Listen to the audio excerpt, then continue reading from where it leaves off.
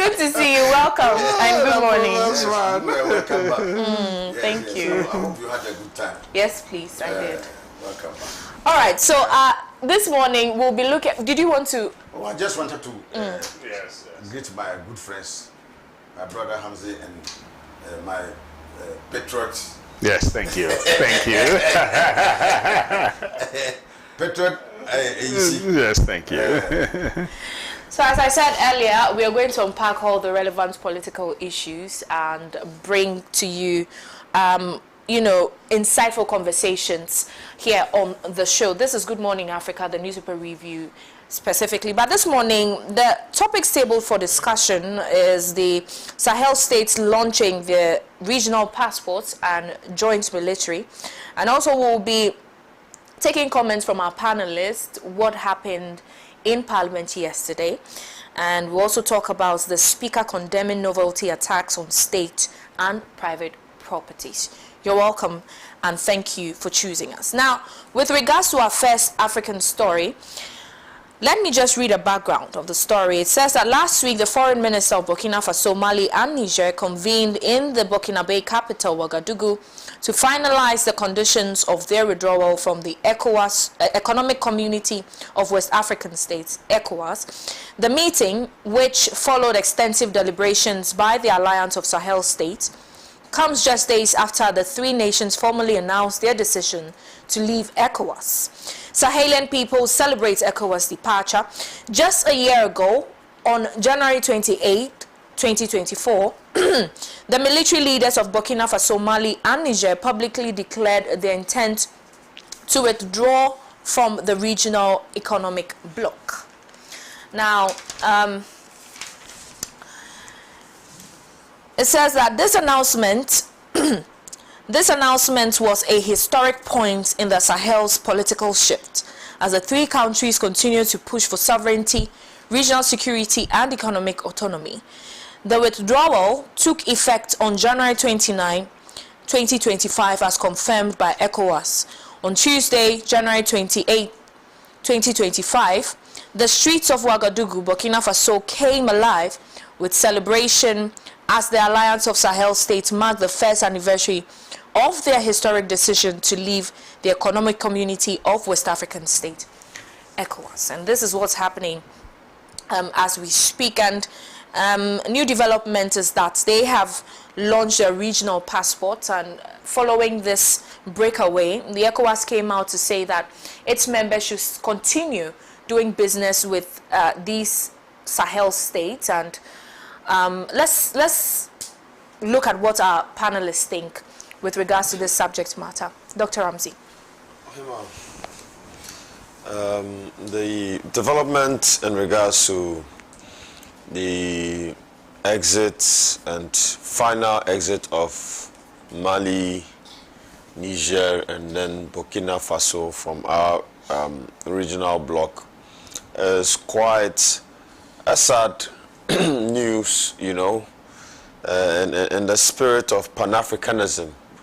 And I thought that being one of the early critics of the junta, be it in Burkina Faso, Niger, and then Mali, I thought that the ECOWAS bloc would have used some diplomatic negotiations as a conduit to try and relegate the current developments in these various countries. But unfortunately, ECOWAS has not been able to try and solve the issue. I mean, we had President Akufo-Addo, who at a particular point in time traveled to the United States of America and snitched on his fellow neighbor, which was Burkina Faso. And so it created a strenuous relationship between we and Burkina Faso. But I am glad and I am happy to hear that His Excellency the President John Dramani Mahama, and I want to commend him for that bold step as part of his social contract to the people of Ghana for his 120 days in office. Ohemaa, having a special envoy to tackle the current development in these Sahelian states would help Ghana in its collective efforts to mitigate the rise of insurgencies across our border areas. And we need to have some form of collaboration with these states, especially when it comes to intelligence sharing, right? And so I want to commend President Mahama for creating that portfolio and having an envoy to see how best we can still engage our brothers and sisters from these from the Sahelian bloc, so that we can be able to solve the issues that they are going through, and I mean have some form of political discussion on how we can bring this matter to a close. But I must say that one thing I quite acknowledge is the fact that they are allowing other West African citizens to enter into their various countries on a visa-free arrangement, which I want to commend the leaders for. I mean, taking into consideration the way and manner in which they were treated, especially by the position of the Nigerian president to take troops into Niger, which we were not for that aspect. Because, look, every economy that is coming out of the COVID-19 pandemic has some serious macroeconomic issues. And if you look at the West African sub-region, we're suffering a lot post-COVID, and also to do with climate change, especially these Sahelian regions. So I didn't support the idea of having a military intervention and trying to bring back the deposed president in Niger, which is His Excellency the President Bazoum, who is now I think he's in custody in Niger under the military rule. So I am for an ultimate solution for this issue. We hope that they can enhance some form of diplomacy, and I hope that President Mahama, which he has shown, is upholding to the principle of positive neutrality in dealing with our fellow brothers and sisters in these Sahelian countries. And I want to say that Ohemaa, ECOWAS should still open its doors, right, for dialogue. We can readmit them back to ECOWAS. It is because there has been a political issue, right? All these occurrences are as due to the stance and the posture of people like President Nana, the former President Nana Addo Dankwa Akufo-Addo, and then the President Tinubu, that has caused these countries to exit the bloc. But I know that going forward, ECOWAS has got some new faces in the bloc in terms of the leadership, and I know that President Mahama has appointed Lieutenant Colonel Bavlolate, retired, who is an army man, and you know they speak one language. The military people speak one language, and so I'm sure, and looking at his experience in governance and being an ex-military man, I'm sure that he will be able to be a very, very effective conduit between Ghana and these states to see how best we can solve the issues amicably and then return these states back to the bloc. We want to see the unity of ECOWAS at this current juncture in our political dispensation, where we are faced with a serious consequence of not only insurgency, the rise of insurgency groups, but also climate change. And these countries, like I said earlier on, are affected heavily as a result of climate change, and it's increasing the poverty rates in their country, because the peasant farmers who are situated at the northern aspects of their country have had some serious losses due to climate change. And I know that going forward, we are moving towards achieving the sustainable development goals, and so there has to be some form of regional collaboration in how we can be able to mitigate the effects of climate change on our agricultural sector. And so we want to see Burkina Faso, Niger, and Mali back to the bloc. That is my hope. And if President Mahama is able to achieve that, then I can say that he would definitely be called the reincarnation of Dr. Kwame Nkrumah. And I know that that is a very big honor that can be done on him and to the reputation of the seat of the presidency of Ghana, because it's not a seat that has been occupied by lame people. The first person that occupied that seat was a Pan-Africanist and was a giant in African politics, and the person that pushed an agenda for the unification, the absolute unification of Africa. And so we commend President Mahama for that good stance and vision, and I know that going forward we will see some positive results. All right, thank you very much, Dr. Inusa. Mr. George Ayisi. Yeah, good morning to viewers. Good morning to colleagues. Let me commend Madam Amaprat on her appointment as secretary to the vice president. Sorry, spokesperson to the vice president. I have to actually put a line through to congratulate her. I'm yet to do that anyway, but I think this will also reach her. We wish her all the best, and we pray that they'll be able to push the frontiers of freedoms and democracy and good governance for our country to benefit from that and its people.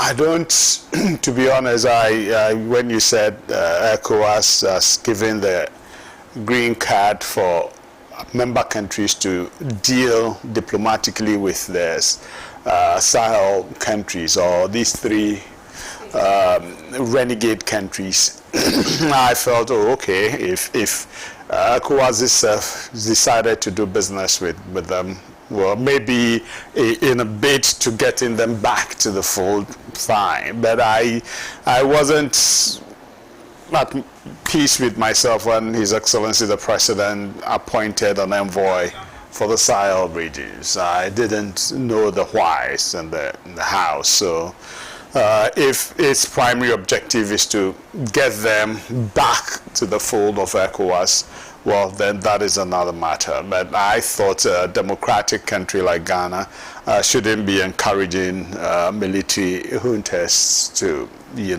because once you do that, they've formed a group of Sahel regions or renegade countries.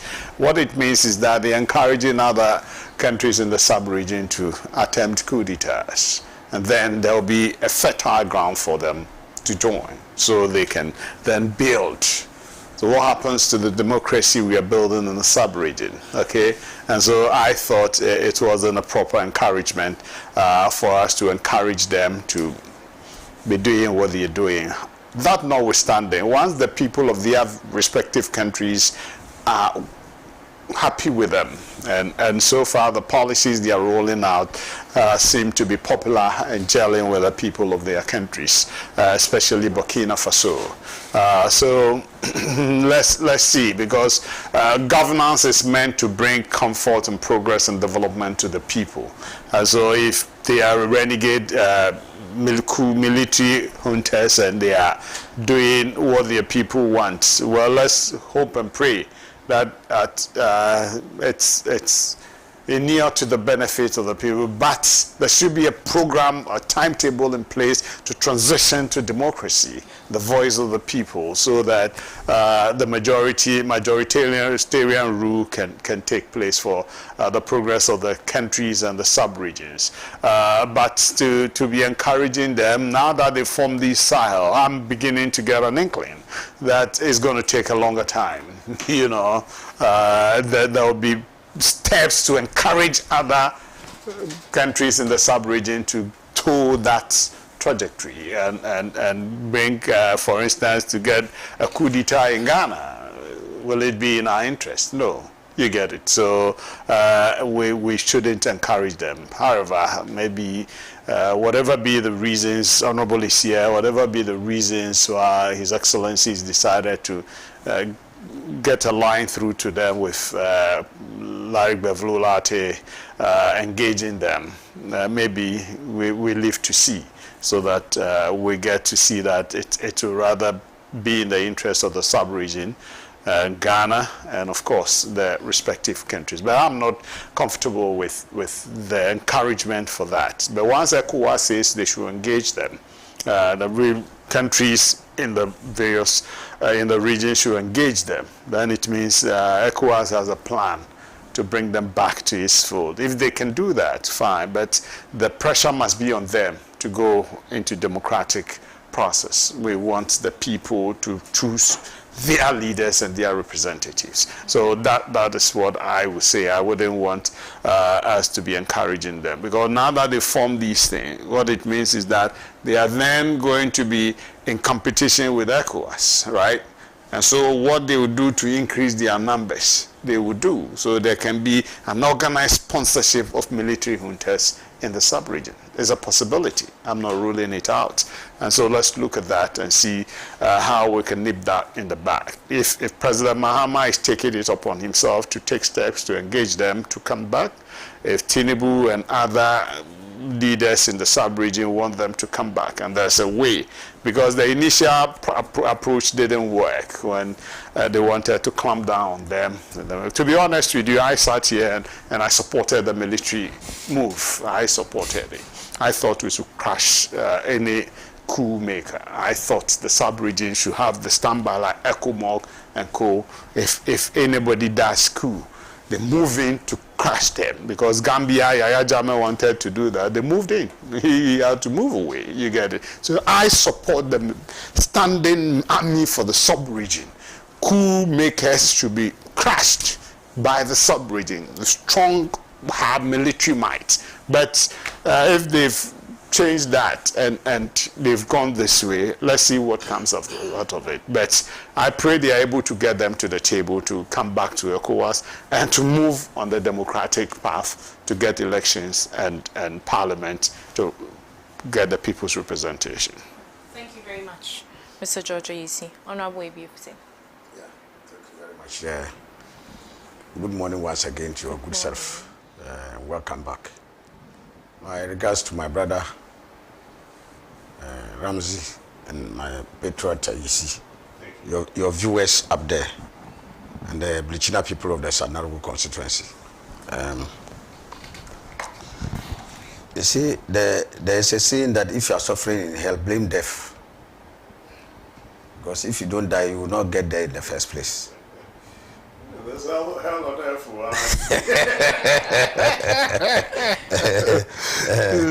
That might be a practice. The real one is there. Yes. This alliance of Sahel states, I honestly, as a devout Pan-Africanist, I feel sad about that development. Because I think it should not have happened in the first place. When the rest of the world, if you look at what is in vogue now, the rest of the world is coalescing. Almighty, powerful America is not satisfied alone. It has North America, alliance of American states. Okay, it is in league with other in Canada, Mexico, and other. This is in an economic union. Asia, including, you can talk of the big powers. They have an association of Southeast Asian nations.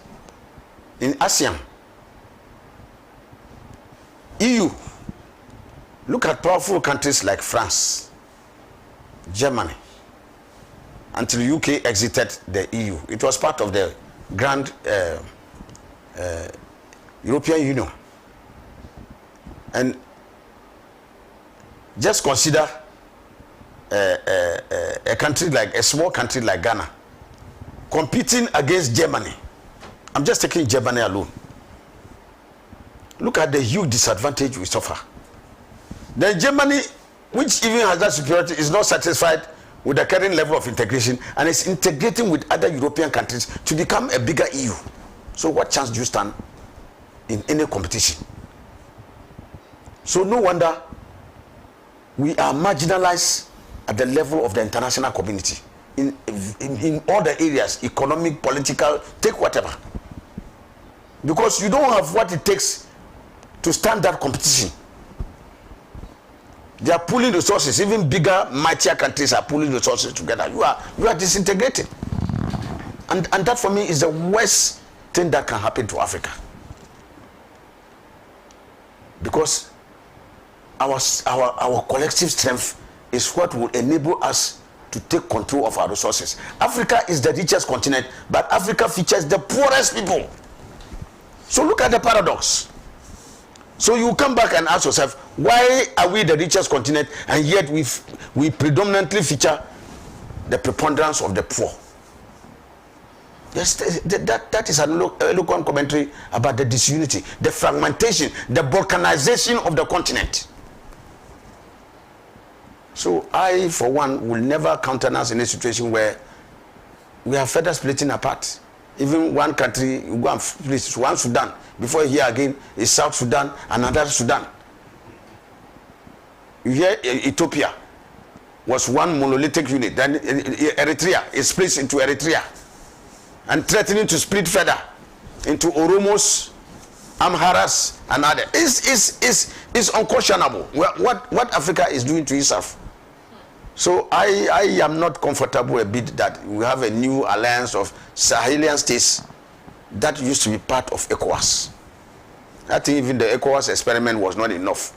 We needed to add Central Africa, add Southern Africa, add North Africa, add East Africa, and get a monolithic African continent, united, like the legendary founder of this nation, Osagyefo Dr. Kwame Nkrumah, espoused. In unity, Nkrumah says, lies our strength and collective prosperity. We can't get that, we have lost it. And so I am for the fact that, notwithstanding this mishap, we should not throw our hands into the air. And that is why I salute President John Dramani Mahama for the action that he's taking to ensure that we still have some engagement. In the hope that in the process of the engagement, we can persuade them, even if they have whatever name, to come and add it to ECOWAS again. They should come back home. I've always said that the day the Billy Goat's leg gets broken, it will find its way back home. And so I am very confident that if we maintain that link, that contact, and take up the diplomatic, listen, I disagreed. I remember we discussed it here. And you see, was that we should get the military to go and crash them. And I said, are you even sure you can, number one, can you get the military? Number two, are you sure if you take your military there, you can crash them? Because you are also going to fight 3 countries there. And you are fighting them in their terrain. Please, take note. So, that possibility was not just a foregone conclusion. But even war itself has its own setbacks. You know, and it will close the diplomatic. So I was in favor of us, instead of ECOWAS brandishing the military option, to explore the diplomatic thing to the core. And so I thought that they should have, ab initio, withdrawn that military threat and intensified diplomacy. I believe that if we had started even that way, without pushing them to the brink, because see, the Gombes say that what it means is that if you push me, you continue to push me, and I get to the wall, I have nowhere else to go. Can you go to the wall? You will come back at the person. And that's why I thought the military option was not very advisable. We had exploited it. There would have been the possibilities of us persuading our brothers in the sub-region to come back. And don't forget, today that is, we are facing a jihadist threat, which already has consumed not only those 3. There are allegations that if it is in Ghana now, the threat is very ominous and visible. So if we don't have some cooperation where all of us can cooperate to fight that threat, our stability will be in jeopardy, or at best under very severe threat. So it's important for us to engage. And why? Ghana, Petrol, you see, our tomatoes and onions, where do they come from? From there. Some from Akumana.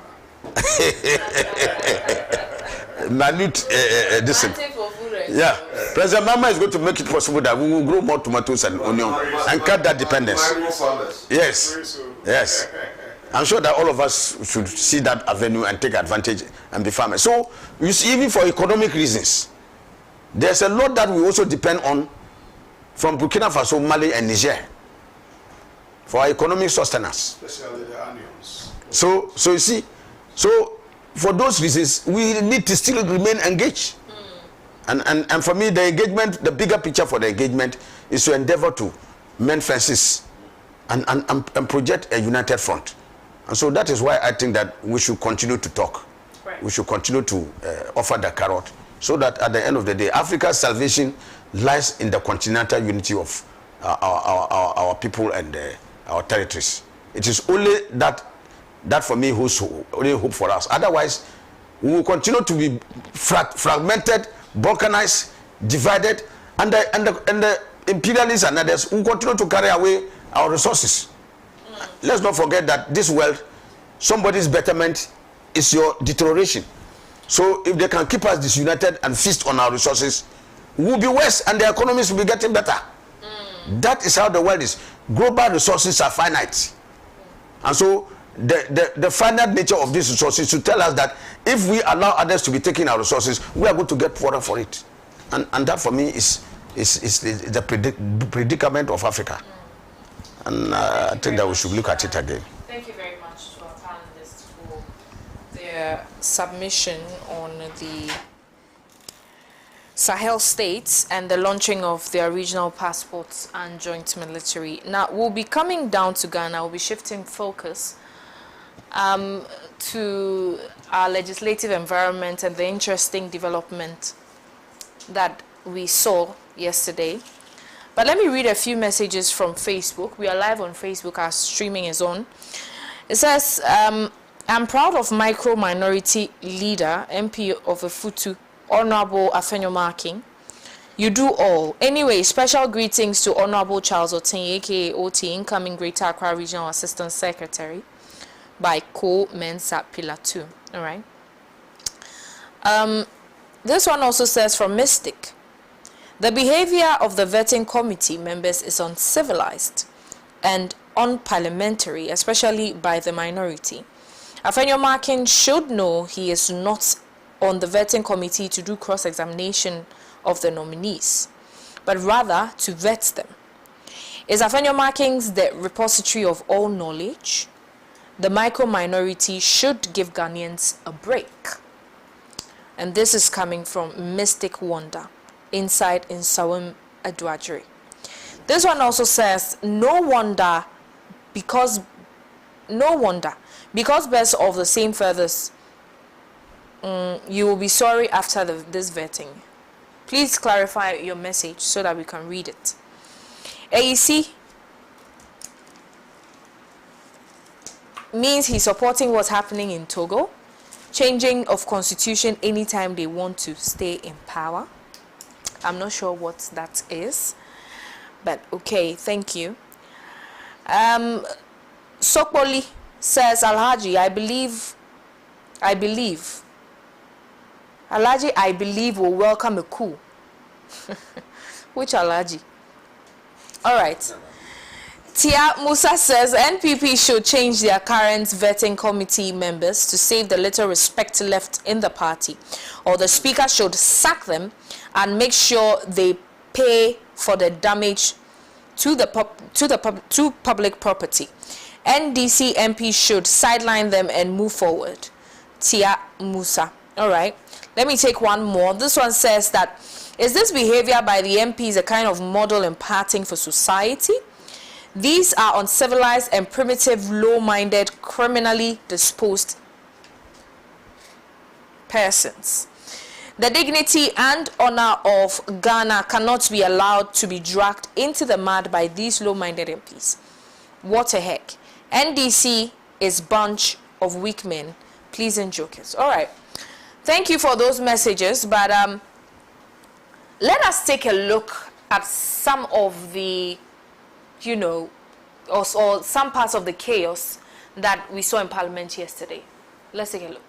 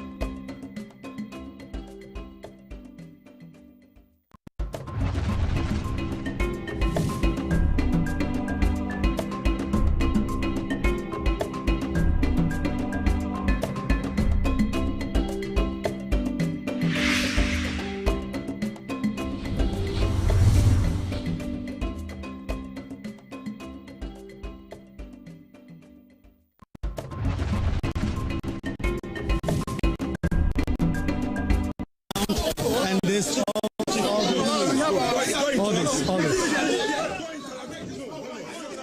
All this happening right in the middle of all this. Austin Game trying to calm things. And there's a violence, there's a fight. This is literally two MPs at each other's net. Honorable Hassan Tampuli together with Roxy Nelson, the Femeko, pushing, holding each other's clothes as we speak. And their leaders are trying to separate them, and none of them will allow this to happen. And they've been separated as we speak. But this is chaos.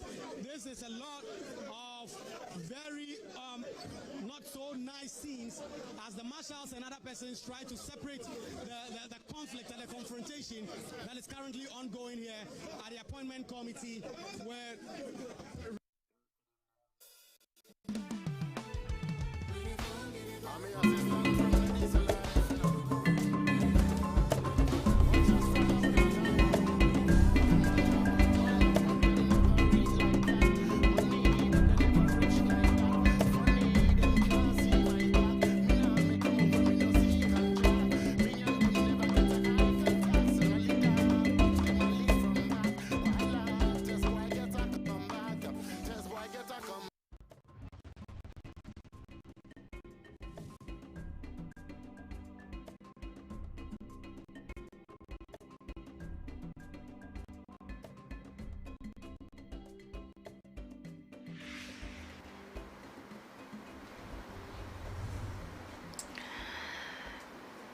Right, so these are excerpts of what ensued in Parliament yesterday during the committee sitting, and it doesn't look good.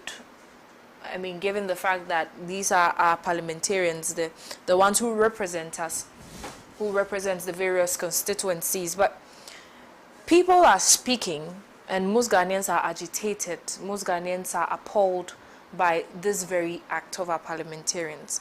Honorable Dr. Ramsey, you began your greeting with this sentiment. Yes. I mean, I feel highly melancholic as a person that believes in the tenets of democracy.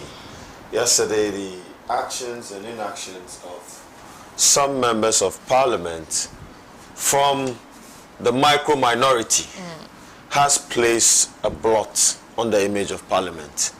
And I think that first and foremost, we want to see them come out to apologize to the good people of Ghana for such repugnant attitude shown on live television yesterday. Is it a case that you've agreed to a certain number of nominees that have to be vetted, and for that matter, and to ensure that they can kill many birds with a stone, because a lot of the ministries are quite not, I mean, they're not functioning properly because they don't have ministers there, right? And government business needs to continue, especially at the executive arm of government, right? But for a deliberate attempt by the minority to try and use some tactics to frustrate the government of the day, I don't think that it's a good thing for our democracy. And so if you've agreed that you're going to vet some nominees, and I mean, later on you see 2 or 3 people being added to the list, the only thing you can do is to protest or stage a walkout. Ohemaa, you understand? But to go towards this direction of destroying state property, right? And there was almost a fist fight between Honorable Dafemepo and then Honorable Tampuli, right? I think that those scenes were highly repugnant. And you know, already there has been some form of controversies around the appointment committee, especially with the allegation of bribery and corruption, you understand, that was alleged on the committee. I thought that coming after that hearing with Oliver Barker-Vormawor, I thought that we would have made some amends, but not this. Ohemaa, I had calls from people who were looking at coming down to invest in Ghana, right? And for that particular picture that came out of Parliament, is sending a very wrong signal about our legislature. Because part of the issues that we lose a lot of foreign direct investors in our country is to do with the unpredictability of our laws. And that is as a result of some form of political instability in Parliament. But one thing that I can say that I've seen a difference from this Parliament to the 8th Parliament is that we did not see the presence of the military when chaos happened during the appointments committee brawl. We did not see the military enter into the room, right, as compared to the 8th Parliament. So I can see that indeed we have some responsible people managing the affairs of our security agencies. You understand? Secondly, Ohemaa, you know, we've come at some form of crossroads in our country's democratic dispensation, where I continue to say that the kind of political system we have is propagating an absolutely kakistocratic state, where people who are not very credible are elected into the chambers of Parliament. Ohemaa, just because they have money to be able to influence and manipulate their internal party elections. You understand? And so what happened yesterday, I mean, you see the Honorable Anodompre, right? Honorable Afenyomakin, and other people conduct themselves in this manner. I mean, where are we taking this country to when we begin to act in this manner, right? And at a time where we're just coming out from a successful election, and the whole of Africa, we've been hailed as, again, a bastion for democracy. I mean, and seeing these pictures coming out from that, I mean, it's a big taint on the image of Ghana. It's a disgrace to even talk about this morning. And I think that the minority side, the MPP, which again, the MPP being a declining political party, right? And you can see the leadership of the MPP in Parliament, the posture. Why do we blame it on the MPP? Because this is an altercation. That means it's from two parties. There's no disagreement, obviously.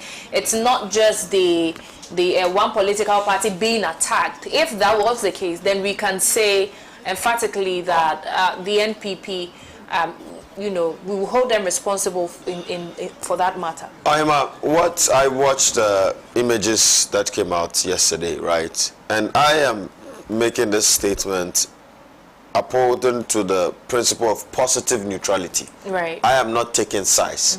I am adjudicating on this matter very fairly. For every action, there is a reaction. But there has to be an action first for there to be a reaction.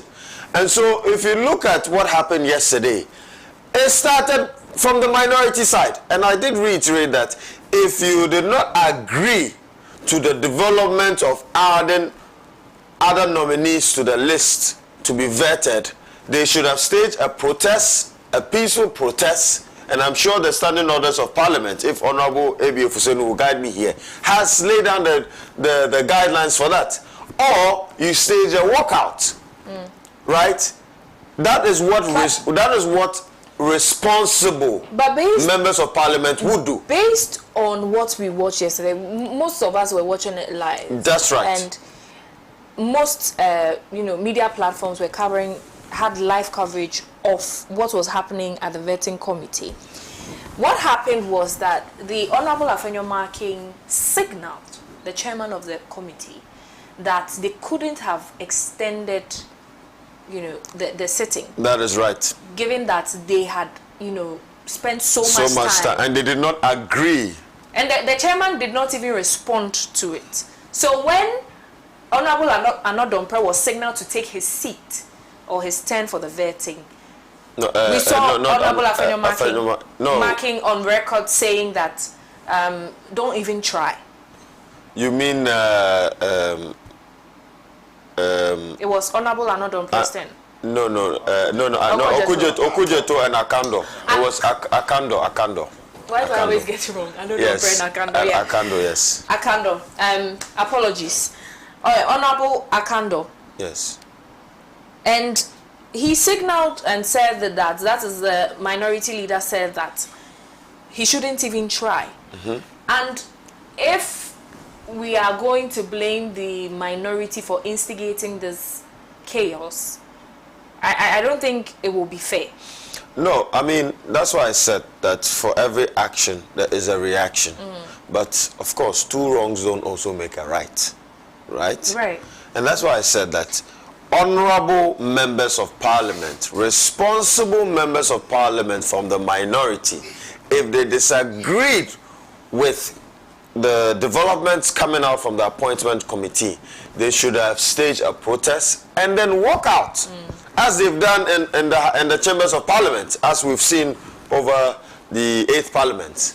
A lot of walkouts have been staged, right? So that is what we were expecting them to do. Well, the minority leader said they weren't going to boycott. He insisted that they weren't going to boycott, the sitting. So then what they should have done was to protest and then leave it as it is. But having this development, which is better, right? Ohemaa, they have put a blot on the image of parliament. They have disgraced the name of Ghana. And that is attributed and instigated by the minority. And that's why I keep on saying that the MPP is a declining party. The MPP is moving away from its founding ideals and principles. I mean, let's look at the days of J.H. Mensah. You will not see these kind of pictures coming from the MPP caucus in parliament, right? So where is the integrity of the people, the members of parliament who belong to the minority? Where is their integrity? What principles do they uphold to, right? Today, what they have done, I hope that it does not trickle down to the constituency level, because their supporters would also be agitated and then take the laws into their own hands and act in a contumacious manner. You understand? And so we are calling the minority side and of course the majority to come out and apologize to the people of Ghana for bringing down the image of parliament and the country, because it's sending a very wrong signal to the international community. Right, Dr. Ramsey, I'm sorry to truncate, but I'm going to come to you. Let me find out from Dr. Mr. Isi what he thinks of the vetting process so far, because controversies, surround the whole vetting process, with even regards to the type of questions asked the nominees, and also the whole sometimes very heated sessions. What do you think? What's your general overview? It's normal. It's normal. That's what it should be. People are there representing the interest of their constituents. Some constituencies have over 150,000 people.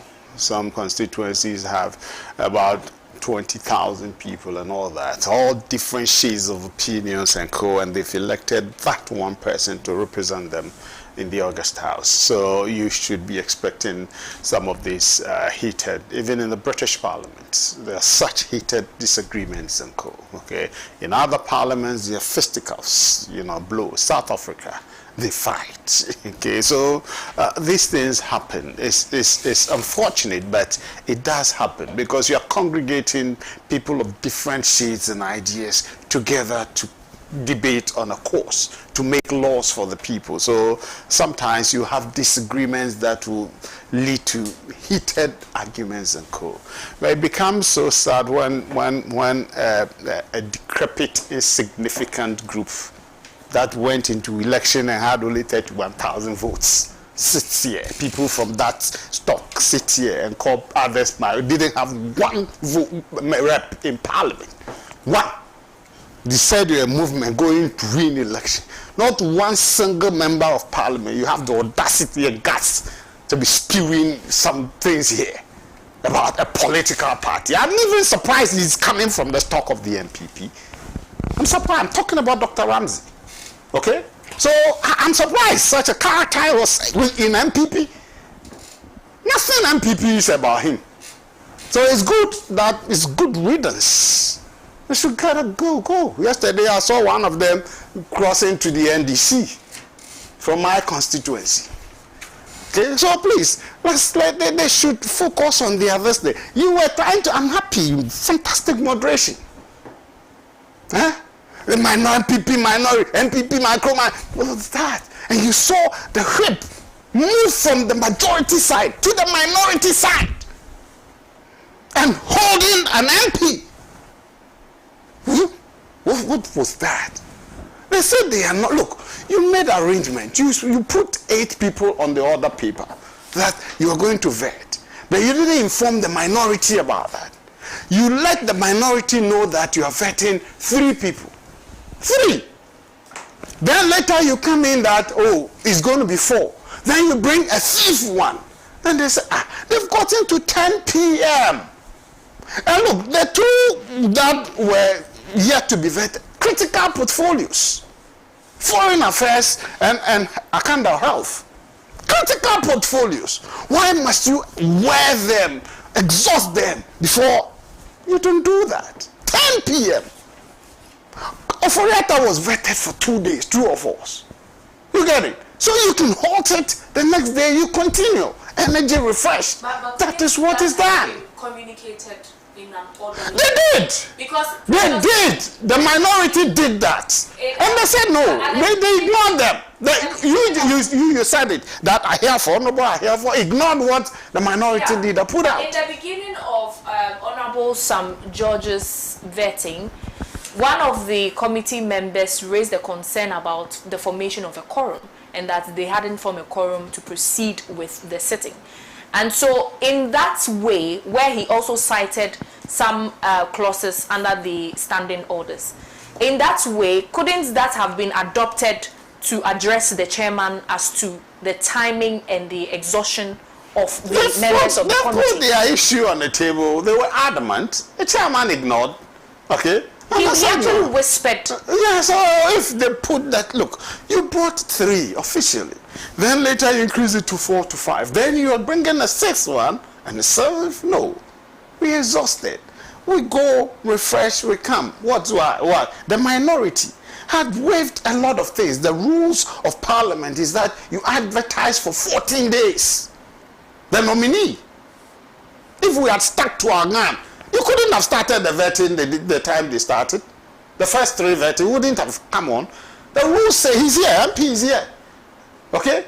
14 days advertisement of the nominees before vetting begins. We waived that. We cooperated with them to waive that. You get it? The allegations of corruption and bribery, money taken by Bakavoma and co. The minority cooperated with the majority to bring the person in to do what they did, which I was happy with. So there's been a lot of compromises on the side of the minority to support their majority side to form their government. Okay? And so if you make people sit down from look at what time up to that time, you get it. And they say, look, that's exhaustion. Then you say, no, you cross to that side. Look, later, Honorable Majority Leader, Mama Yariga, went to engage the minority with good reason. Why couldn't my brother and friend, the Famupo, do that? He went there aggressive. Okay? So, Mama Yariga, an experienced member of parliament, saw that, and the Famupo is also an experienced member of parliament, to be honest with you. Went there and then engaged them. And there was good reasoning. And so if you want to force your way and bully your way, you cannot have it. Because they are elected members of parliament. J.H. Mensah, he mentioned. J.H. Mensah started, there were only 61 members of parliament on the ticket of the NPP. Huh? But everybody can attest to the parliamentary history of Ghana. That was one of the best parliaments this country ever had. I agree with you. 61 members of parliament. Okay? Because they knew what they were up to. Well-researched, well-learned individuals knew what they were bringing to the table. And they engaged the majority of over 140-something. Seriously. And right after that, our numbers moved from that 61 to over 100 and something in the next parliament? What are people talking about? That because we are 88 today, we cannot increase the numbers? What are we talking about? There'll be elections. Elections have happened. People of Ghana have, stated their position. You get it? So please, as for the altercations and it's unfortunate, but it happens in parliament. No, but must it always be that it results in physical it shouldn't. attacks? It shouldn't. But it's that is human what emotions. the concern is. No, it's human emotions. No, if you go that, holding people by the throat and go, what do you expect? But at that level of leadership, we expect them to do better. Put conference of heads of state together in a room and leave them and you see. We understand. There's definitely going to be some disagreements of the yes, but the concern is unfortunate because it has happened. You see, the parliament up to yesterday. Yes, and it's unfortunate. No, but it was needless. What happened was needless on the side of the majority. It was needless. There should be good reasoning. You engage. Look, Parliament is here. Everything that happens in Parliament is like a rehearsal. The leadership meets. Discuss what is going to happen. So sometimes they elicit the views of the minority and the majority leaders to see, okay, no, this thing will be heated. Let's hold on. So are you saying that what happened it. yesterday possibly could have been staged? No, it's not. What I'm saying is that because there is like a rehearsal, there would have been an engagement of leadership before that. That today we have 8 on the list. We intend to do 3. That's the formal communication to minority. But you have plans of going beyond that. You get it? It is deliberate to ambush the minority because the 2 people, especially Okujetu, they feel if the team is exhausted and people would not obviously yesterday that consensus did not prevail. Yes, so you get it. So no, that was the majority thought so. It was a deliberate move they made. Okay, unfortunately it was resisted by the minority. You get it. So that is how it is. People use means. Some can stay walk out. Some can resist in there, and they resisted in there. Okay, and it led to altercations and other things. It's unfortunate, but hey, if people say because of that, this minority, the majority didn't do anything? Well, they could move from their side to the other side to engage until Mama Yariga, the majority leader himself, saw good reason and spoke to people in a decorous way to calm things. Please. Let me hear what Honorable Avia Fuseni has to say on this one. And also, with regards to concerns that have come up, in terms of the vetting and the questions that are being asked. The questions and co, the questions and co, Ohemaa, why? They are relevant. Yes. I disagree with especially your boss for saying why should they ask about Freemasonry and other things. Look, there are certain groups you belong to. Medical association. Maybe there are certain things they don't countenance. That character in him can help him to function properly in that ministerial position because he belongs to that group and there are certain traits there. Of the objective. So if you say it doesn't relate, I don't get it. And I think also far is acquitting himself well. No, excuse me, this boy, that brilliant Sam George. People had their own questions and co. He was ready, and when he appeared, he answered. You get it? So I thought the leader of the majority leader should have given the 4 hours 30 minutes to Sam George to establish that. I thought Afenyo and the minority team should have insisted that if he needed 4 hours 30 minutes, let's give it to him. To make his case of the 700 corruption cases. Yes, to make establish. Yes. Well, but 2 days. Let's sit and do it. But what we know is that the whole sitting, allegations are serious. The whole objective of the sitting is to bring to bear the capacity of whoever has been nominated, the competence, and also their track record in relation to the sector they are going to manage. But it looks like sometimes we veer off too much. Yesterday, it felt like an attack. 1 minister, they said just one question. I just thought Afenyo was attacking Sam George because you are bringing out videos, and he calls it a series of videos, which means we should grab cups of coffees, and we are not leaving here to No, why? But you made those things. But so come on, look. The now General Secretary of the NDC, Setting the record straight. When he appeared before the vetting committee, when he was nominated as a minister, had to eat humble pie in some of them. Okay? So once you've done it, look, when I sit here and what I do, tomorrow if I'm to appear before any vetting committee, some of these things will be brought in. in excess. Yeah. That's what we are saying. Because you even print Shakespeare's Macbeth for him to read. Yes.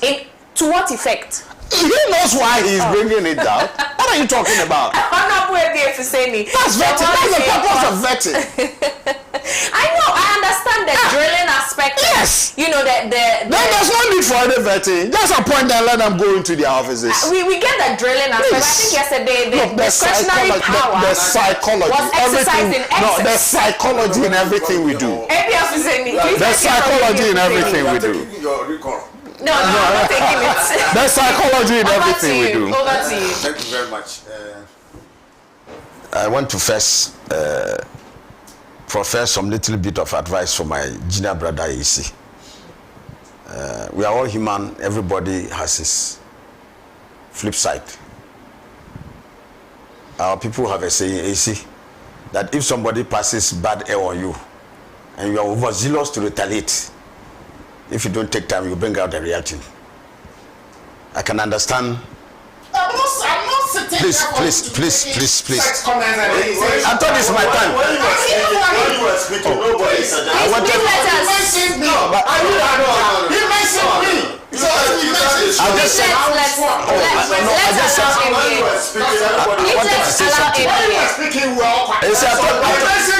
thought you listen to me. I will not sit here for you to continue with ignoble. You see,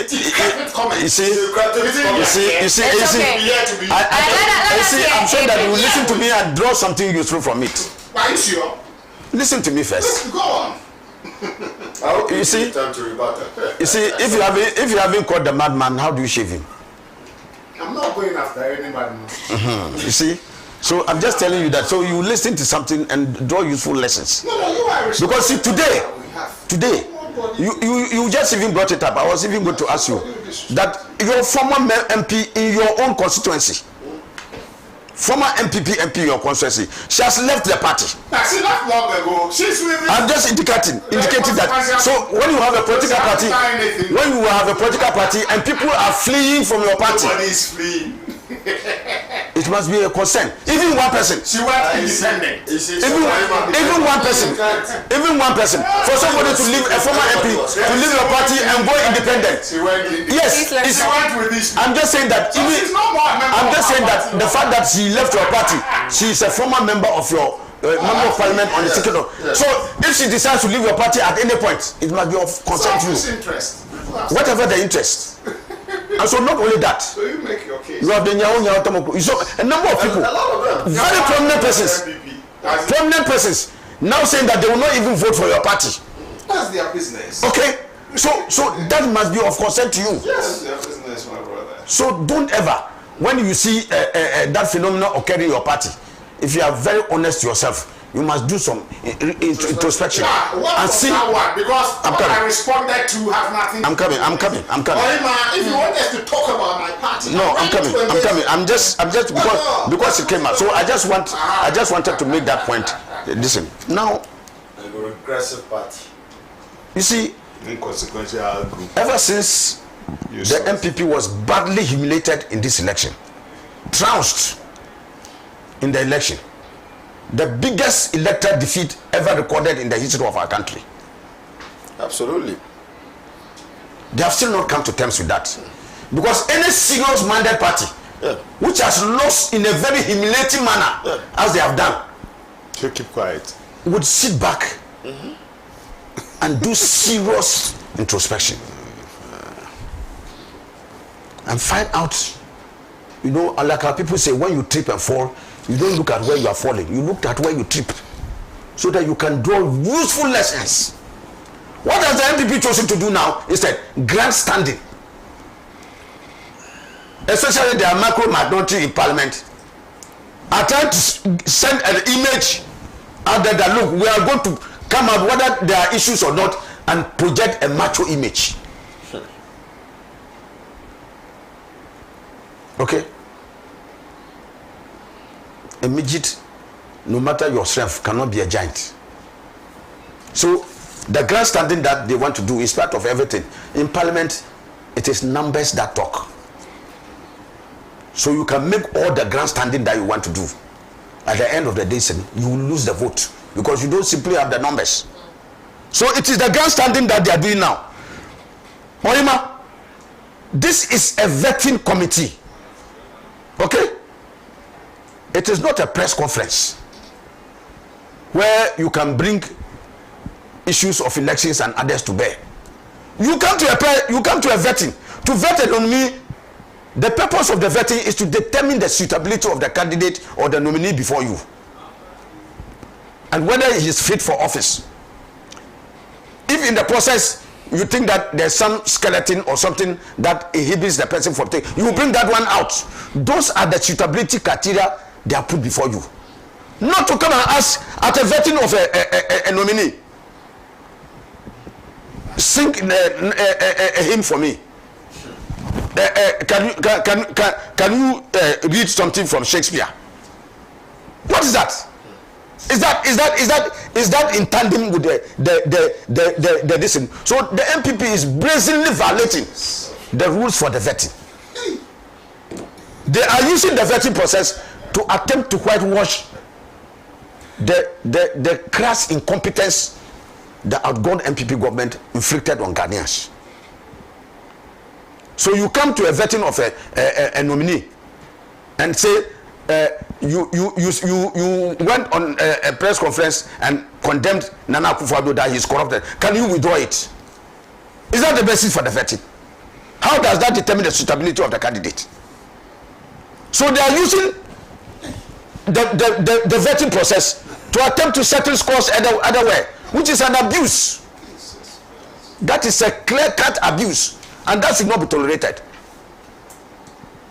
In fact, that is why sometimes a lot of people try to pick that the chairman of the committee, my very good friend, Honorable Achiaa, is too tolerant of some of the things sometimes which is bordering on I have to be very restrained with my words, because not too long ago you saw what even somebody came to say there, and they were trying to drag one Mrs. Hardcastle or whatever to she used the word silly, and that almost the heavens were even asked to come down. Ohemaa, what happened yesterday? How can you describe it? Is it not gone beyond even silly? I have here with me here a video of Honorable Anodompre, minority chief whip, insulting his members. Here, it's here. A member of parliament, one in leadership, instigating not only the disruption of a vetting process, but the destruction of property in parliament. They said they should break the tables and the accessories that they are. I have it there. Pan-Africa, I will give it to play it. I'm not going to play. He spoke in tree. Here. What do you do to such a person? And I want Mr. Speaker to take these things very seriously and deal drastically. Not only just hold people for contempt, but they have to charge all those other people who are responsible for making those bellicose statements and instigating people not only to riot but to destroy public property. Mr. Speaker should not allow them to get away with this. Okay? So one of the areas in which this has is grandstanding. Now they were talking about that time. Number one, when did the vetting start? Go and find out from Parliament who delayed the vetting. In fact, most of the cases where the vetting is delayed is from the minority side. How so? They come with all sorts of excuses. No, but first they'll come. Some of them had to break and go for the parliamentary proceeding and came back later on. Which parliamentary proceeding? Yesterday, Parliament was in session. I'm just indicating to you that I've been a member of Parliament for 12 years. I know that you go for committee sittings and others. In fact, when you attend committee meeting, it is taken as good as being on the floor of the House. So nobody at a committee sitting should be marked absent. When you are at a committee sitting, it is taking that. In fact, the greater part of Parliament's work is at the committee stage, at the committee level. So any member of Parliament participating in committee work is as good as being at the plenary.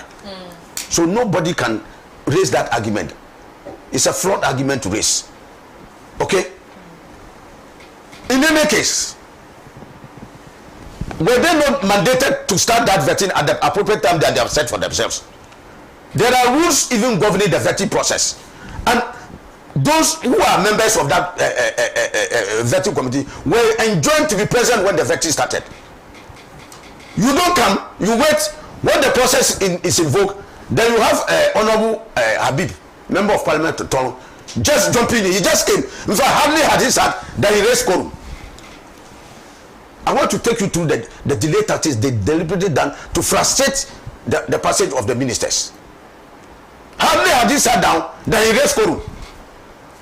That Mr. Chairman, this committee is not ready to do business because so was that an invalid concern raised? Very, very invalid. In fact, it exposed him very badly.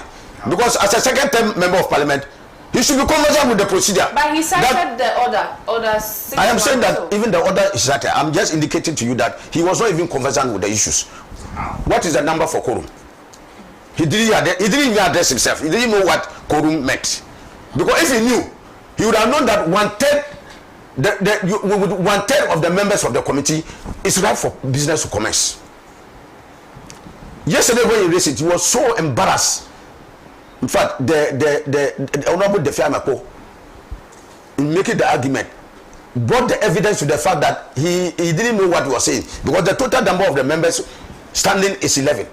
Then they add 4 members of subject committee areas, 2 from the majority side, 2 from the MPP side. If you add them, you have what? 15. 15. What is 1/3 of 15? Is it not 5? Seated there at that time were 7 members.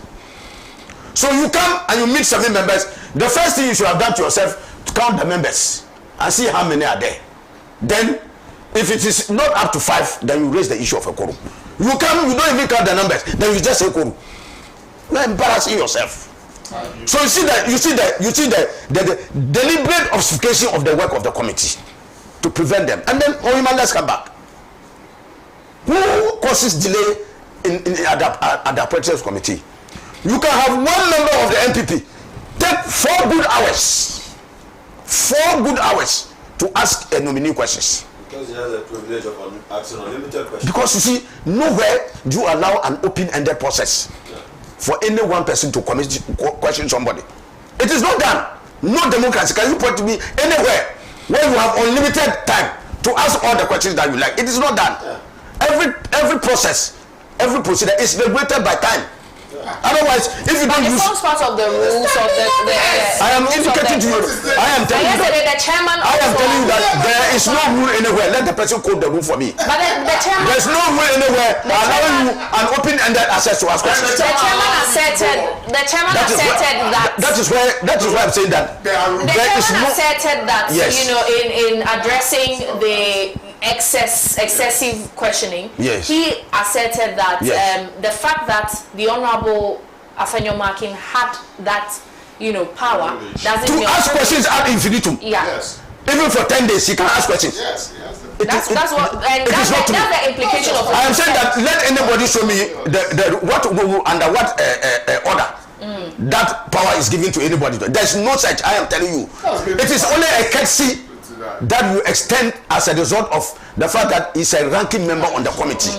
Okay, the minority leader is a ranking member on that committee, so you extend that courtesy. I've been a ranking member of committee for years, and that courtesy is given to you, but you don't abuse that courtesy.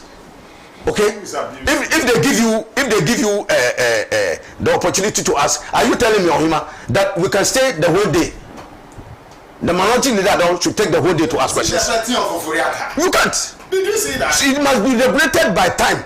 And so, who is now complaining about time? If you are alone, I'm coming. I'm making my point. I'm not finished. If you are alone, look. Number one, when Honorable Atu Forsen came, the majority leader, okay, there is a practice in the house where you treat your leaders with some decorum. Okay? When he came, they held him for more than 5 hours. Yes. In which one person alone took more than 3.5 hours to ask questions. Yes. So if you alone, for one person, you take 4 hours, 5 hours to ask questions. And then it travels into the night. And you, the same person who was said all the time, come to complain about the time. Who are they sacking in the evening? You are greeting good night.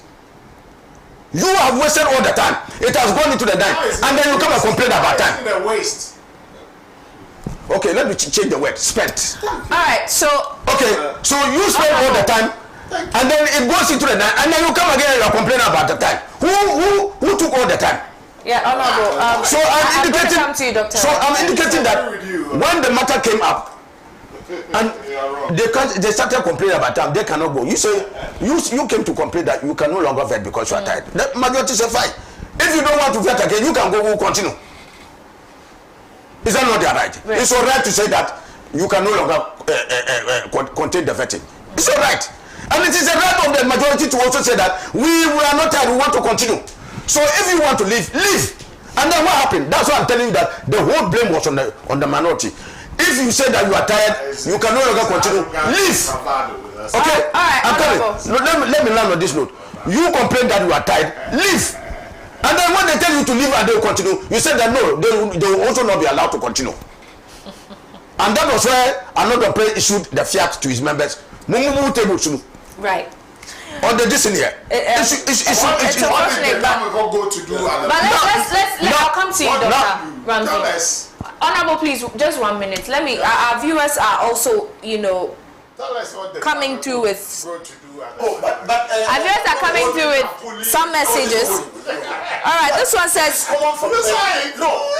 Mr. Isi, who calls? He says, Ohemaa asks Mr. Isi if that is the reason why they have to destroy our tables and microphones. This one also says, I'm praying that Anodompre will lose his seat because he did not win. Another message says that the NPP is deeply hurt. The NPP is deeply hurt and trying in every way to punish Ghanaians. All right, this one also says, good morning, Ohemaa. It is really cowardice and our members of parliament should bow their heads in shame.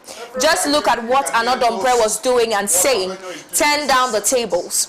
He is not even qualified to be in parliament after making a recollation sign of the cross that redeclared him. He went into parliament shamefully and went to toe that lane. He is nothing but a symbolic shame. NPP never again. Ibrahim Loho. This one also says, ask the NPP communicator who is going to pay for the damage that they have caused the public, or the damage of the public property. Let me take a few messages. After this vetting process, NDC will not let NPP know they are weak at all. All right. The messages keep reeking in.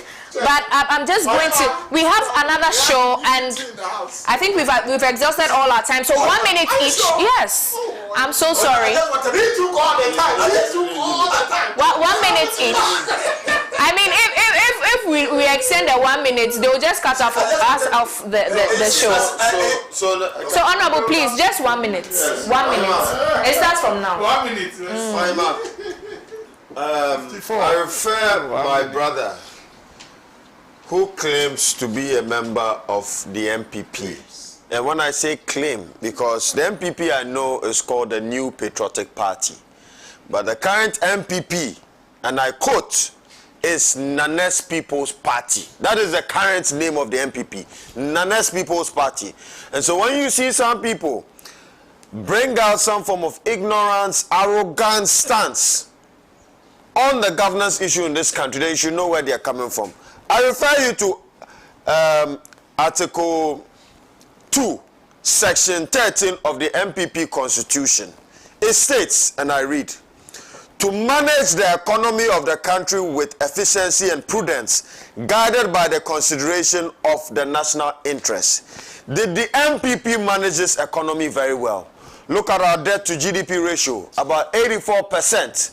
The current debt is an albatross on the neck of this current government. Ohemaa.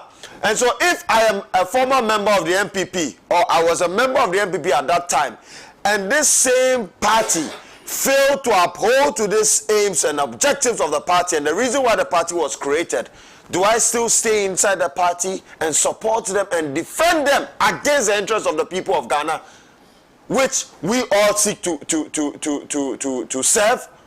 Ohemaa, I refer you to Article 70. No, let me make my point. Let me land, please. With the greatest of respect. We don't have time. With the greatest of respect. With the greatest of respect. So please just one line and then. With the greatest of respect, Ohemaa. With the greatest of respect. We don't have time. I understand. You see, I refer you. Oh, what is this? Can I make my point? Can I make my point? I refer you to Section 11 of the MPP Constitution, Article 2, Section 11. To protect the environment from degradation and repair the damage done to the environment by wasteful and improper exploitation of our land, forest, marine, and freshwater resources. Did the MPP protect the Ghanaian environment? Your own chairman, Wuntumi, under the aegis of the Frimpong Boate Interministerial Committee, said that Akunta mining was mining in our forest reserves. And you, the president at that time, Nana Addo Akufo-Addo, cleared him of such erroneous crimes.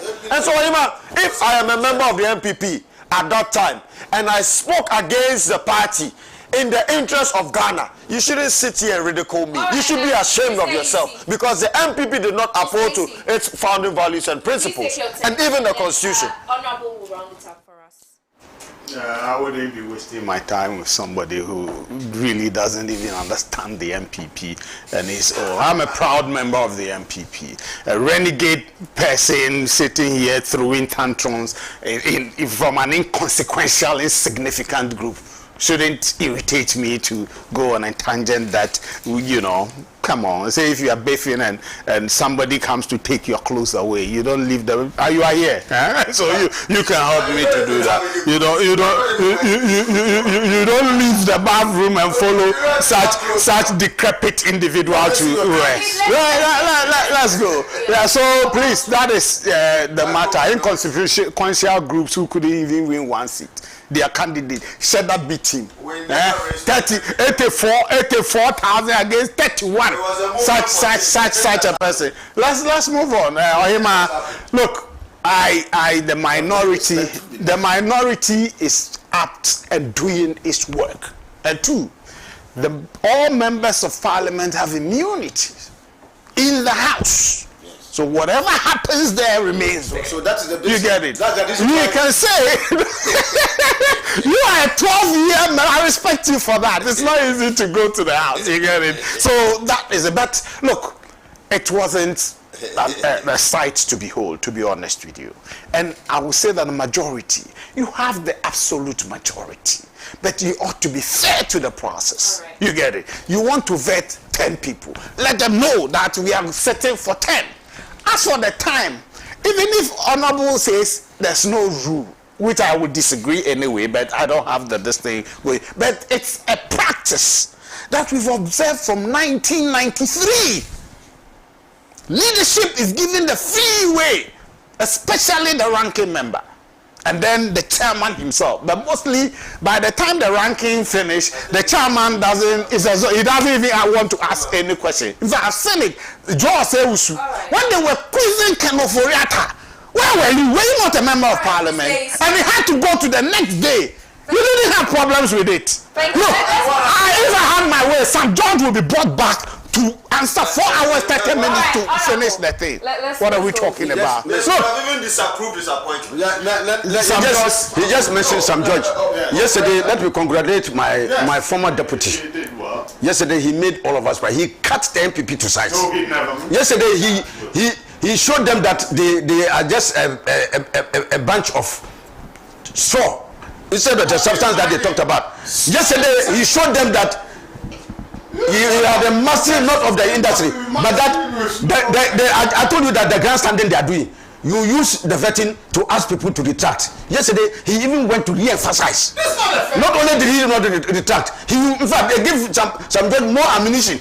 And he fired them to a point that yesterday they retreated in disgrace. But let me just say that, you see, the AEC should just go back and see what Joe Wise did when he was presiding as the chairman of the appointments committee.